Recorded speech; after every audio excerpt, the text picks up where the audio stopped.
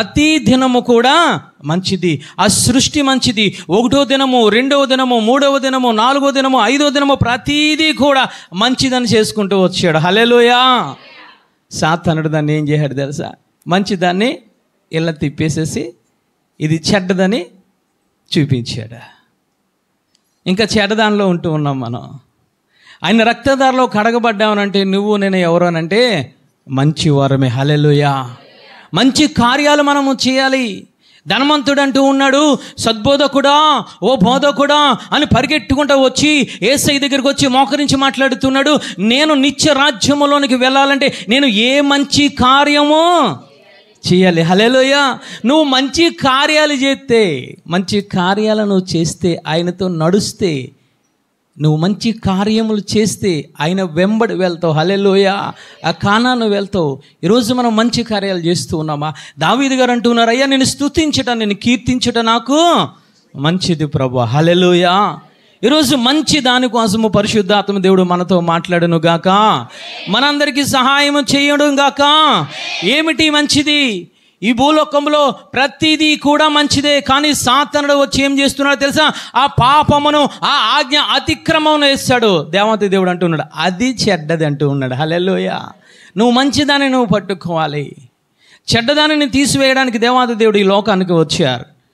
మొట్టమొదటి మంచి లక్షణం ఏమిటయ్యానంటే 2వ రాజులు గ్రంథము 5వ అధ్యాయము 13వ వచనం చదవండి.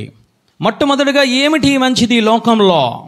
అయితే అతని దాసులలో ఒకడు వచ్చి నాయనా ఆ ప్రవక్త ఏదైనా ఒక గొప్ప కార్యము చేయమని నియమించిన ఎడల నీవు చేయకుందువా? అయితే స్నానము చేసి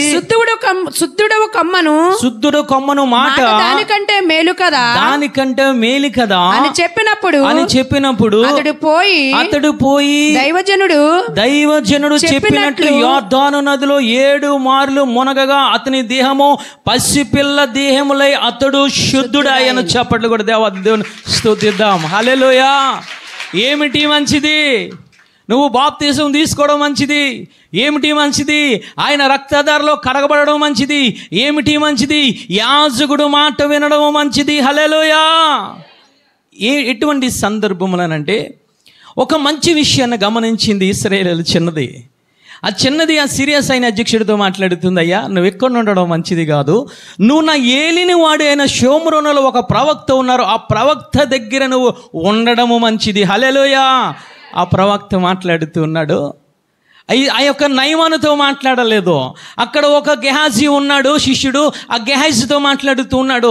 ఇదిగో సిరియా సైన్యం నుంచి వచ్చాడు కాబట్టి, ఎంతో వ్యాయ ప్రయాసలతో వచ్చాడు కాబట్టి, ఎంతో కష్టపడి వచ్చాడు కాబట్టి, ఆ కుష్ఠరోగం ఉంది కాబట్టి నీవు వెళ్ళి ఆ మనుషులతో యోర్దాను నదిలోనికి వెళ్ళి స్నానము 7 మార్లు మునగమని చెప్పు. హల్లెలూయా. అది యాజకుడికి మంచిదయింది, అది పరిశుద్ధ ఆత్మదేవుడికి మంచిదయింది, యెహోవా దేవుడికి మంచిదయింది. హల్లెలూయా. ఈ నయమని అనుకుంటూ ఉన్నాడు, ఏంటి ఇంత కష్టపడి నేను వచ్చాను కదా, ఇంత నేను శ్రమపడి వచ్చానే, ఎంతో ధనధాన్యములు తీసుకువచ్చానే, ఎన్నో వస్త్రములు తీసుకువచ్చానే, అవి కూడా చూడకుండా, నా దగ్గరికి రాకుండా, నూనె రాయకుండా, చెయ్యి ఉంచకుండా, ప్రార్థన చేయకుండా ఏంటి ఇష్టం వచ్చినట్టు ఇతను మాట్లాడతాడని చెప్పి అతని దృష్టికి చెడుగా అనిపించింది. మొదట అక్కడ ఒక కోపం వచ్చింది ఆ సైన్యాధిపతికి. ఎందుకనంటే ఆ యొక్క యాజకుడు చెప్పిన మాట ఇతనికి ఏ విధముగా ఉన్నదంటే చెడ్డగా ఉంది. కోపంతో వెనకకు వెళ్ళిపోతూ ఉన్నాడు. అక్కడ ఒక మంచి దాసుడు ఉన్నాడు అంటూ ఉన్నాడు, ఇదిగో ఆ యొక్క యాజకుడు, ఆ యొక్క ఎలీషా గారు ఏదైనా ఒక మంచి కార్యము చెయ్యమంటే నీవు చెయ్యవా? పలానా దేశం మీద యుద్ధం చేయమంటే చెయ్యవా? నీ యొక్క బలముని యొక్క ప్రదర్శించమంటే ప్రదర్శించవా? నీకు తీసుకొచ్చిన కానుకలు ఇమ్మంటే నువ్వు ఇవ్వవా? అవేమీ అడగట్లేదు కదా. ఆయన అడిగేది ఏమడుగుతున్నాడు? నీవు వెళ్ళి యోర్దాను నదిలో 7 మార్లు మునగమంటూ ఉన్నాడు. హల్లెలూయా. ఈరోజు ఏది నీకు మంచిదనిపిస్తుంది? యాజకుడు చెప్పిన మాట నీకు మంచిదనిపిస్తుందా, లేదా కోపము తెప్పిస్తుందా? ఈరోజు పరిశుద్ధాత్మ దేవుడు సంఘముతో మాట్లాడుతూ ఉన్నాడు. ఈరోజు నీకు ఏది మంచిది అనిపిస్తుంది? నీ ఆలోచన మంచిదా? నీ ఇరుగు పొరుగు వారు చెప్పిన మంచిదా? లేదా నీ యొక్క రక్త సంబంధులు చెప్పింది మంచిదా? యాజకుడు మాట్లాడుతున్నాడు, నువ్వు నాకు ఏమి ఇవ్వవసరం లేదు, కానీ నువ్వు ఆ కుష్టి రోగము నుంచి, ఆ బాధ నుంచి, నువ్వు ఆ శ్రమల నుంచి నువ్వు పైకి లేవాలేనంటే నేను చెప్పింది చెయ్యి. ఏమిటి? 7 మార్లు మునుగు. అప్పుడు హిలోబడలేదు అంటూ ఉన్నాడు కదా. మా సిరియా దేశంలో ఆ రకరకములైన గొప్ప నదులు లేవా? ఈ నదే వచ్చిందా? యోర్దాను నదిలోనే నేను ములగాల అని కోపం తెచ్చుకున్నాడు. అక్కడ ఒక మంచి స్నేహితుడు ఉన్నాడు. హల్లెలూయా. అలాంటి స్నేహితులు కలిగి ఉండండి తల్లి. నిన్ను సన్మైన మార్గంలో పెట్టే వారితో సహవాసము చేయండి. నిన్ను మంచి మార్గంలో పెట్టే వారితో సహవాసము చేయండి. నిన్ను పాడు చేసే వారితో నువ్వు సహవాసము నువ్వు చేయొద్దు అంటూ ఉన్నాడు. నాయనా, తండ్రి, ఆయన ములగమన్నాడు కదా, అదేదో ఈ నదిలో ములిగేస్తే ఒక గొడవ వదిలిపోద్ది కదా. ఏ మంచి కార్యము చేయమంటే నువ్వు చెయ్యవా? అదేదో ఆ మంచి కార్యమును ఇదే భావించి చెయ్యమంటే ఆయన ఏమి చేశాడనంటే నదిలోనికి ములుగుతూ ఉన్నాడు. 1వ ములిగాడు, 2వ ములిగాడు, 3వ ములిగాడు, 4వ ములిగాడు చూసుకున్నాడు, 5వ ములిగాడు చూసుకున్నాడు, 6వ ములిగాడు చూసుకున్నాడు, 7వ ములిగిన వెంటనే అతని దేహము పసి పిల్ల దేహము వలె అయ్యింది. హల్లెలూయా, హల్లెలూయా. ఈరోజు నీకు ఏది మంచి కార్యం అనిపిస్తుంది? నీకు రక్తదారిలో కరగబడడం మంచి కార్యం అనిపిస్తుందా? లేదా నీ ఇష్టానుసారముగా నీ స్నేహితులు చెప్పినట్టు తిరగడము ఓ యవనస్తురా నీకు మంచి కార్యం అవుతుందా? యాజకుడు చెప్పింది నువ్వు మంచి కార్యముగా భావిస్తే నీకున్న రుగ్మత, నీకున్న రోగము, నీకున్న ఆర్థిక ఇబ్బందులు, నీకున్న శ్రమలు, నీకున్న గోల ప్రతిదీ కూడా దేవాది దేవుడు తీసివేసే దేవుడు. ఎప్పుడైతే లెగిసాడో చూసుకున్నాడు, చుట్టూ చూసుకున్నాడు, అతని దేహము పసి పిల్ల దేహము వల్లే తయారైంది. హల్లెలూయా. యాజకుడి దగ్గరికి వచ్చి అంటూ ఉన్నాడు, అయ్యా నేను తప్పు చేశాను, నేను పాపము చేశాను, విగ్రహారాధుల గుడి దగ్గరికి వెళ్ళి నేను చేతులెత్తి నమస్కరించాను, అయ్యా నన్ను ఒక్కసారి క్షమించమంటే ఆ యొక్క యాజకుడు దీవించి పంపించాడు. హల్లెలూయా. ఈరోజు నీకు ఏది మంచి కార్యం అనిపిస్తుంది? ఓ సంగమా, ఈరోజు నీ సొంత ఆలోచన నీకు మంచి కార్యం అనిపిస్తోందా? లేదా తండ్రి కుమార పరిశుద్ధ ఆత్మదేవుడు చెప్పింది నీకు మంచి కార్యం అనిపిస్తుందా? లేదా నీ యాజకుడు నీ కోసం ప్రార్థన చేసే యాజకుడు నీ కోసం అన్నీ కూడా ఆ కన్ను పెట్టుకుని ఒక కాపలా వాడి వలె ఉండి ఆ పరిశుద్ధాత్మతో నింపబడి యాజకుడు చెప్పిన మాట నీకు మంచి కార్యం అనిపిస్తోందా తల్లి? ఇక్కడ 7 మార్లు మొలగమంటూ ఉన్నా కారణం ఏమిటో తెలుసా? దేవాతి దేవుడు ఆది కాండంలో వారమునకు ఎన్ని రోజులంటే 7 రోజులు ఇచ్చాడు. ఎందుకు 7 రోజులు మొలగమన్నారంటే నువ్వు ప్రతి దినము కూడా ఆ ఉదక స్నానముతో నువ్వు చేస్తూ ఉండాలి. హల్లెలూయా. ఆ వాక్యముతో నువ్వు స్నానము చేస్తూ ఉండాలి. ఆ ప్రతి దినము కూడా నీ పరిశుద్ధతను, ప్రతి దినము కూడా ఆ నీ రక్షణ వస్త్రమును, ప్రతి దినము కూడా నీ శరీరమును, నీ ప్రాణమును కూడా ఏమి చేసుకుంటావంటే ఆలో మునుగుతూ మునుగుతూ మునుగుతూ నువ్వు అతి పరిశుద్ధతలోనికి నువ్వు తయారైపోవాలి. హల్లెలూయా. ఈరోజు మనం ఏమి చేస్తూ ఉన్నాం? 1 రోజు, 2 రోజులు, 3 రోజులు ఉంటూ ఉన్నాం, 4 రోజు లోకములోనికి వెళ్ళిపోతూ ఉన్నాం. నీ రక్షణ వస్త్రము నువ్వు పోగొట్టుకుంటున్నావు. ఆ విలువైన రక్షణ వస్త్రము, ఆ విలువైన మంచి కార్యము చేసావు, కానీ ఆ విలువైన ఆ మంచి కార్యము, ఆ బాప్తిసము, ఆ రక్షణ వస్త్రమును ఈరోజు కాపాడుకోలేని స్థితిలో మనం ఉంటూ ఉన్నాం. అందుకే ఆయన అంటూ ఉన్నారు 7 మార్లు కూడా నీవు మునుగు. హల్లెలూయా. జీవితాంతము కూడా నువ్వు పరిశుద్ధముగా జీవించాలని ఆయన మాట్లాడుతూ ఉన్నాడు. హల్లెలూయా. ఈరోజు మనం ఏ విధముగా మనం ఉంటూ ఉన్నాము తల్లి? దేవాంతి దేవుడు అంటూ ఉన్నాడు, అంతము వరకు సహించుకున్నవాడు ఎవడో వాడే రక్షింపబడును. హల్లెలూయా. అంతము వరకు నువ్వు కాపాడుకుంటూ ఉన్నావా? నీకు ఇచ్చిన బాప్తీసాన్ని అంతము వరకు కాపాడుకుంటూ ఉన్నావా? నీకు ఆయన కొన్ని రక్తధారలు ఇచ్చాడు, ఆ రక్తధారలు అంతము వరకు నువ్వు కాపాడుకుంటూ ఉన్నావా? నీ పరిశుద్ధమైన వస్త్రమును అంతము వరకు నువ్వు కాపాడుకుంటూ ఉన్నావా? ఈరోజు నువ్వు అనుకుంటూ ఉన్నావు నేను రక్షింపబడ్డాను కాబట్టి పర్వాలేదు, నేను రక్షింపబడ్డాను కాబట్టి ఎన్ని వ్యాసాలు వేసినా, ఎలా తిరిగినా, ఈ లోకంలో తిరిగినా, ఏ విధంగా తిరిగినా పర్వాలేదని అనుకుంటూ ఉన్నావు. కానీ ప్రవక్త అంటూ ఉన్నాడు 7 మార్లు మునుగు. హల్లెలూయా. ప్రతి దినము నువ్వు వాక్యం అనే దానితో ఉదక స్నానము చేస్తూ ఉండాలి. హల్లెలూయా. కానీ అక్కడ ఒక మనిషి ఉన్నాడు. 20వ వచనం చదవండి తల్లి. 20వ వచనం. అంతటా దైవజనుడైన ఎలీషాకు సేవకుడకు గెహాజీ సిరియాయుడైన ఈ నయమానును తీసుకుని వచ్చిన వాటిని అంగీకరించుటకు నా యజమానునికి మనసు లేకపోయిన గాని. జాగ్రత్తగా పరిశీలించండి. అక్కడ యాజకుడు యొక్క మనసు వేరు, ఆ యాజకుడు తన దగ్గర పనిచేస్తున్న గెహాజీ మనసు వేరు. ఈరోజు ఎటువంటి మనసు నువ్వు కలిగి ఉంటూ ఉన్నావు? యాజకుడు మంచి మనసును కలిగి ఉంటే ఈరోజు సంఘము చెడ్డ మనసు కలిగి ఉంటుందేమో, నీ కుటుంబము చెడ్డ మనసు కలిగి ఉంటుందేమో. జాగ్రత్త. ఏమంటూ ఉన్నాడంటే, నా యాజకుడుకు మానములు తీసుకునే మనసు లేదు కాబట్టి నేనేమి చేస్తానంటే ఆ వెళ్ళిపోతూ ఉన్న ఆ యొక్క సైన్య అధ్యక్షుని నేను కలుసుకొని అపవిత్రమైన దానిని నేను తీసుకుంటానని మనసు కలిగి ఉన్నాడు తల్లి. ఈరోజు ఎటువంటి మనసును నువ్వు కలిగి ఉన్నావు? దేవాతి దేవుడు నీతో నాతో మాట్లాడుతూ ఉన్నాడు. తండ్రి కుమార పరిశుద్ధ ఆత్మదేవుని మనసును కలిగి ఉన్నావా? యాజకుడి యొక్క మనసును కలిగి ఉన్నావా? లేదా సంఘపు మనసును కలిగి ఉన్నావా? లేదా నీకు ప్రత్యేకమైన ఆ గెహజీ మనసు నీలో పుట్టిందేమో? జాగ్రత్తగా చూసుకో.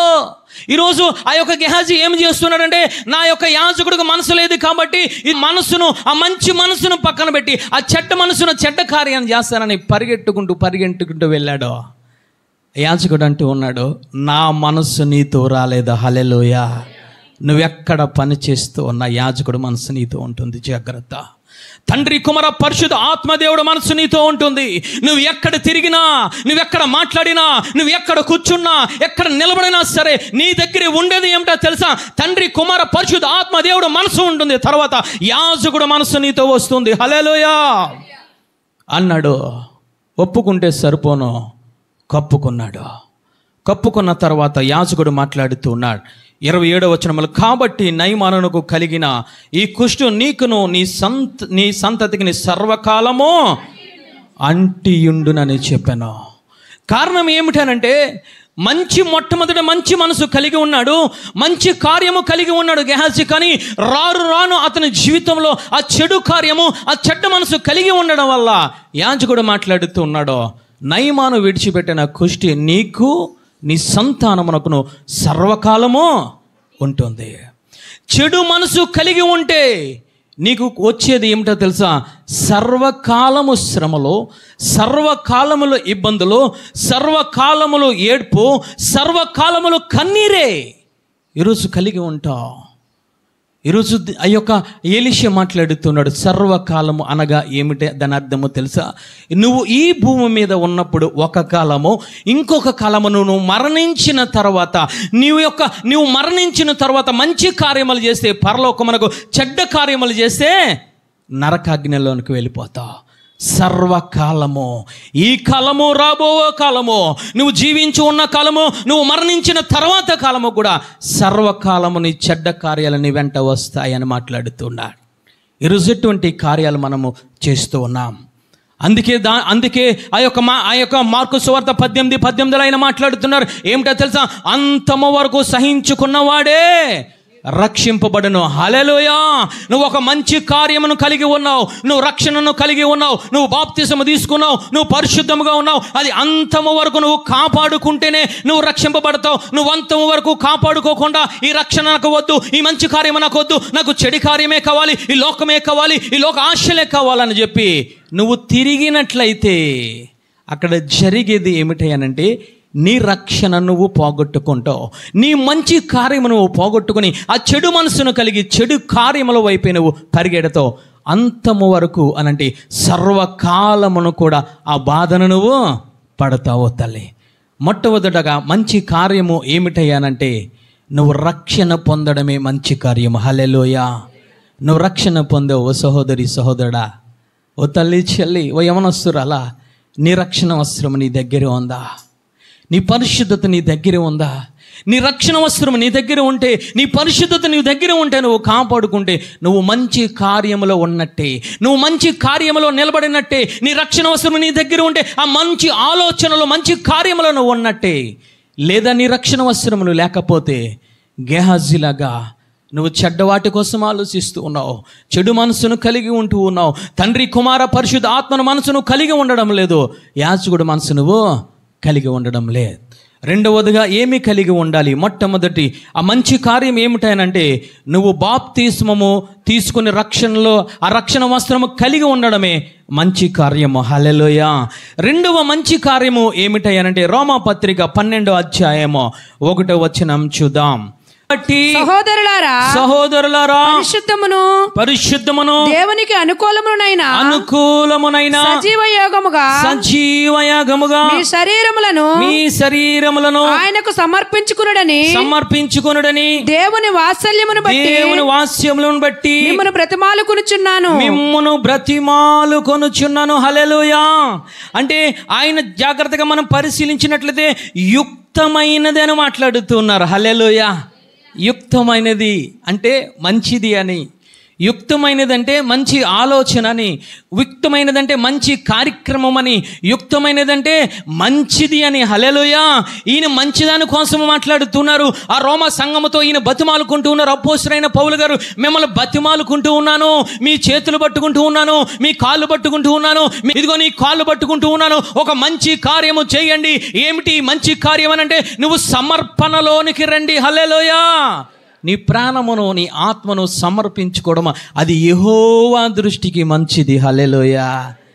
ఈరోజు నీ దృష్టికి లోకానికి సమర్పించుకోవడం, నీ దృష్టికి నగలకు సమర్పించుకోవడం, నీ దృష్టికి మంచిది ఈ శరీరాశ నేత్రాశ జీవపడంబానికి నీ శరీరాన్ని నీ ఆత్మను సమర్పించుకోవడం. అపోస్తలుడైన పౌలు గారు మాట్లాడుతున్నారు. రెండవదిగా మంచి కార్యం ఏమిటనంటే, నీ యొక్క శరీరమును నీ యొక్క ఆత్మను సజీవ యాగముగా ఆయనకు సమర్పించుకోవాలి. హల్లెలూయా. ఈరోజు మంచి దానిలో ఉన్నావా?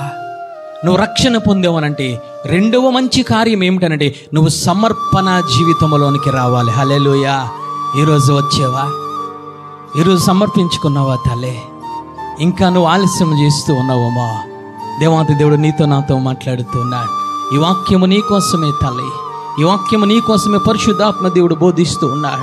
నువ్వు రక్షణ పొందావు, మంచి కార్యం చేస్తూ ఉన్నావు, ఆ రక్షణలో ఉన్నావు. రెండవదిగా మంచి కార్యము దేవాతి దేవుడు నీకు తెలియజేస్తూ ఉన్నది. బైబిల్ గ్రంథము సెలవిస్తూ ఉంది, లేఖనములో పేర్కొన్నది ఏమిటో తెలుసా? నువ్వు రక్షణతోనూ ఆగిపోకూడదు, ఆ మంచి కార్యముతోనే ఆగిపోకూడదు.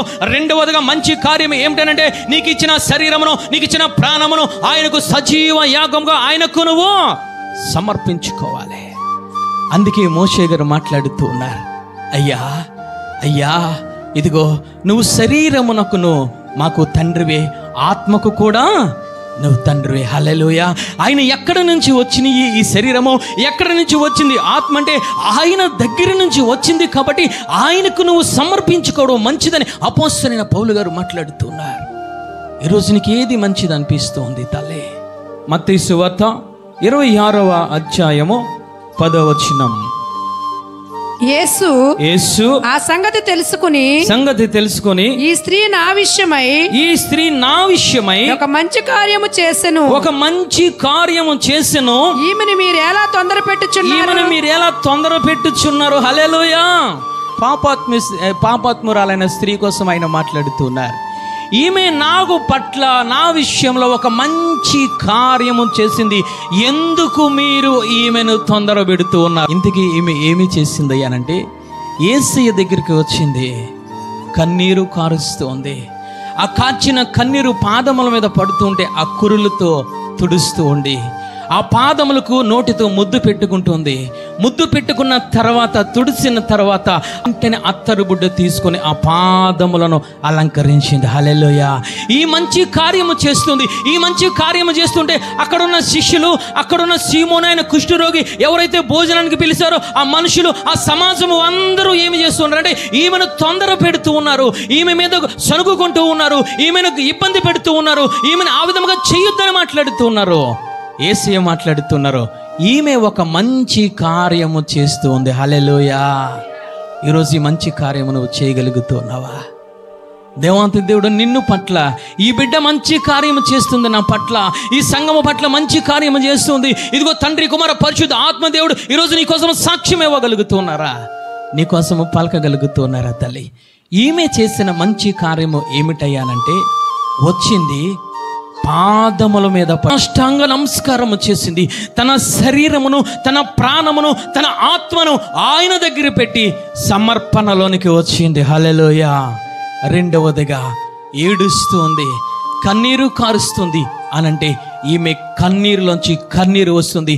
ఈమె సమర్పించుకున్నది ఆమె ప్రాణ, ఆత్మ, దేహములే కాదు, రెండవదిగా ఆమె యొక్క కన్నులను ఆయనకు సమర్పించుకుంది. మూడవదిగా ఆమె కురులతో తుడుస్తుంది. కురులు అనగా స్త్రీకి అందాన్ని ఇస్తుంది. అంటే తన అందమునంతటిని కూడా యేసయ్య పాదముల దగ్గర పెట్టి సమర్పణ జీవితంలోనికి వచ్చింది. 4వదిగా ఆమె నోటిని యేసయ్య పాదముల దగ్గర పెట్టింది. ఆయన పాదములను ముద్దు పెట్టుకుంటుంది. ఆమె నోటిని సమర్పించుకున్నది తల్లి. తర్వాత తమ విలువైన జీవితాన్ని తీసుకువచ్చి, ఆ విలువైన అత్తరును తీసుకొచ్చి పగలగొట్టి ఆయన పాదములను పోసింది. సమర్పణ జీవితంలోనికి వచ్చింది. ఆమె యొక్క హృదయమును, ఆమె యొక్క శరీరమును, ఆమె యొక్క కళ్ళను, ఆమె యొక్క నోటిని, ఆమె యొక్క కురులను, ఆమె యొక్క అందమును, ఆమె యొక్క జీవితాన్ని సమస్తము కూడా ఆయన పాదముల దగ్గర పెట్టి, తన శరీర ప్రాణ ఆత్మ దేహములో ఆయన పాదముల దగ్గర పెట్టి సమర్పణలోనికి వచ్చింది. ఈ విధముగా నువ్వు వస్తూ ఉన్నావా? ఈ విధముగా నువ్వు చేయగలుగుతూ ఉన్నావా తల్లి? అక్కడ కొంతమంది మనుషులు ఉన్నారు, నోటుతో సనుగుతూ ఉన్నారు, ఆ విధముగా చేయొద్దని ఇబ్బంది పెడుతూ ఉన్నారు. వారు నోరు సమర్పణలోనికి రాలే. వారంటూ ఉన్నారు, నువ్వు ఇచ్చిన విలువైన జీవితాన్ని, ఆ విలువైన అత్తను అమ్మి వేసి బేదలకు ఇచ్చి పంచి పెట్టవచ్చు కదా అని మాట్లాడుతున్నారు. యేసయ్యను ప్రేమించలేని వాడు బేదలను ప్రేమించలేడు. అంటే వీరు ఏ విధంగా ఉంటున్నారు తెలుసా? ద్వేషాన్ని కలిగి ఉంటూ ఉన్నారు. హృదయాన్ని సమర్పించుకోవాలి, ఆ శరీరాన్ని సమర్పించుకోవాలి, కానీ ఆ శరీరంలో అసూయను పెట్టుకున్నారు, ఆ శరీరంలో కోపమును పెట్టుకున్నారు, ఆ హృదయంలో ఆ దూషణమైన మాటలను పెట్టుకున్నారు. హృదయాన్ని సమర్పించలేదు, నోటిని సమర్పించలేదు, వారి జీవితాన్ని వారు సమర్పించలేదు. ఈరోజు ఎటువంటి జీవితాన్ని నువ్వు కలిగి ఉన్నావు? పాపాత్ముడు స్త్రీ వలె ఆ యొక్క ప్రాణ ఆత్మ దేహములను, ఆ సమస్త అవయవములను ఆయనకు సమర్పించే రీతిలుగా ఉన్నావా? లేదా అక్కడ నిలబడిన సమాజంలో ఉన్న ఆ మనుషులు మాట్లాడినట్లు సమర్పించుకున్న వారికి ఈరోజు నువ్వు పేర్లు పెడుతూ ఉన్నావేమో, సమర్పించుకున్న వారిని వద్దంటూ ఉన్నావో, సమర్పించుకున్న వారికి ఈరోజు నువ్వు అడ్డు తగులుకుతున్నావేమో. ఒక భార్య భర్తగా పరిశుద్ధాత్మ దేవుడు నీతో మాట్లాడుతూ ఉన్నాడు. ఈరోజు ఎటువంటి జీవితాన్ని గడుపుతూ ఉన్నావు? నీవు సమర్పించుకోవో, సమర్పించుకున్న వారిని అడ్డు పెడుతూ ఉన్నావు. వారు మాట్లాడుతున్నాడు, యేసయ్య మాట్లాడుతున్నాడు. ఏమిటో తెలుసా? నువ్వు ఇంటికి పిలిచావు, నీళ్ళు ఇవ్వలేదు, కానీ ఈమె కన్నీరు నాకు ఇచ్చింది. నువ్వు ముద్దు పెట్టుకోలేదు, కానీ ఈమె ఏమి చేస్తుందంటే ముద్దు పెట్టుకుంటుంది. నువ్వు ఆ నూనెతో తల అంటలేదు, కానీ ఈమె విలువైన అత్తరుతో నా తలను అంటింది. ఈరోజు ఏ మంచి కార్యము చేస్తున్నావు? మంచి కార్యము చేసే వారికి సనుగుతున్నావేమో, జాగ్రత్త తల్లి. దేవాది దేవుడు గద్దిస్తూ ఉన్నాడు, ఆ శిష్యులతో మాట్లాడుతున్నాడు. ఎందుకు ఈమెను నువ్వు తొందర పెడుతూ ఉన్నావు? తొందర పెడుతూ ఉన్నారని మాట్లాడుతూ ఉన్నాడు దేవాది దేవుడు. అక్కడ ఈరోజు మంచి కార్యములు చేస్తుంటే తొందర పెడుతూ ఉన్నావా? ఆ విధముగానే చెయ్యాలా? ఇంకా నీకు వయసు ఉంది కదా, ఇంకప్పుడే అలంకారాన్ని సమర్పించుకోవాలా, ఇంకా దేవాది దేవుడి సన్నిధిలో సమర్పించుకోవాలని అడ్డు తగులుతూ ఉన్నావేమో. ఈరోజు పరిశుద్ధాత్మ దేవుడు నీతో మాట్లాడుతూ ఉన్నాడు. ఈరోజు అడ్డు తగిలిన వారికి శ్రమ. హల్లెలూయా. ఇంటికి పిలిచాడు, భోజనము పెట్టాడు, కానీ అతని జీవితంలో ఆ కుష్ఠ రోగి అయిన సీమోను ఆశీర్వాదము పొందుకోలేదు.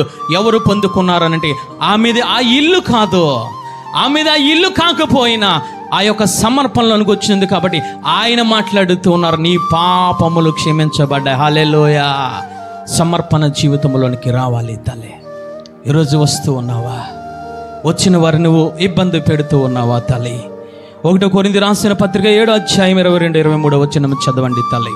మీరు విలువ పెట్టి కొనబడిన వారు గనుక మనుషులకు దాసులు కాకుడి, మనుషులకు దాసులు కాకుడి. సహోదరులారా ప్రతి మనుష్యుడును ఏ స్థితిలో పిలవబడును ఆ స్థితిలోనే దేవునితో సహవాసము చేయమ. చప్పట్లు కూడా దేవాది దేవుని స్తుతిద్దాం. హల్లెలూయా. మీరు మీ సొత్తు కాదు, మీ శరీరము మీ సొత్తు కాదు, మీ దగ్గర ఉన్న ఆత్మ మీ సొత్తు కాదు, మీ ప్రాణము మీ సొత్తు కాదు, మీ జీవం మీ సొత్తు కాదు. కాబట్టి మీరు విలువ పెట్టి కొనబడిన వారు కాబట్టి మీ ప్రాణ ఆత్మ దేహములను ఆయనకు సమర్పించి ఆయనతో స్నేహము చేయమని ఆయన మాట్లాడుతూ ఉన్నారు. హల్లెలూయా. ఈరోజు ఎవరితో స్నేహం చేస్తున్నావు? ఎవరికి సమర్పించుకుంటూ ఉన్నావు తల్లి? ఏమీ తెలీదు, విన్నది వచ్చింది, తన జీవితాన్ని సమర్పణలోనికి వచ్చింది తల్లి. హల్లెలూయా. ఆమె కోసం ఆయన మాట్లాడుతూ ఉన్నారు. ఈ వాక్యము ఎక్కడైతే బోధించబడుతుందో అక్కడ ఈ స్త్రీ జ్ఞాపకము చేసుకుంటారు, చేసిన కార్యము జ్ఞాపకము చేసుకుంటారంటే సర్వకాలము కూడా ఈమె జ్ఞాపకములోనికి ఉంటుంది. ఏమిటి సర్వకాలము? భూమి మీద నువ్వు సమర్పించుకుంటే ఈ సమర్పణ బట్టి నీకు పరలోక రాజ్యంలో ఆధిక్యత ఉంటుంది. హల్లెలూయా. నీకు పరలోక రాజ్యంలో కిరీటం ఉంటుంది తల్లి. నీకు పరలోక రాజ్యంలో ఆ యొక్క ఆధిక్యత, ఆయనను సమీపించి ఆరాధించి ఆధిక్యత నీకు నువ్వు పొందుకుంటావు. వాక్యం ఎక్కడైతే కనపరచబడుతుందో, వాక్యం ఎక్కడైతే వినబడుతుందో దాని ప్రక్కన ఎవరు ఉంటారో తెలుసా? సమర్పణ కలిగిన వారు, ప్రాణమును, తన ఆత్మను, తన జీవితమును యేసయ్యకు సమర్పణలోనికి వచ్చిన వారు అక్కడే ఉంటారు. హల్లెలూయా. యేసయ్య ఎక్కడ ఉంటే అక్కడ నీవు ఉంటావు సమర్పించుకుంటే. హల్లెలూయా. ఈరోజు సమర్పించుకుంటూ ఉన్నావా తల్లి? మూడవదిగా ఏమిటయ్యా? మొట్టమొదటిగా మంచి కార్యం, ఆయన దృష్టిలో మంచి కార్యం ఏమిటనంటే నువ్వు రక్షణ పొందడము, బాప్తిసము తీసుకోవడము. రెండవదిగా నువ్వు మంచి కార్యం ఆయన దృష్టిలో ఏమిటనంటే నీ శరీర, ప్రాణ, ఆత్మ, దేహంలో ఆయనకు సమర్పించుకోవడము.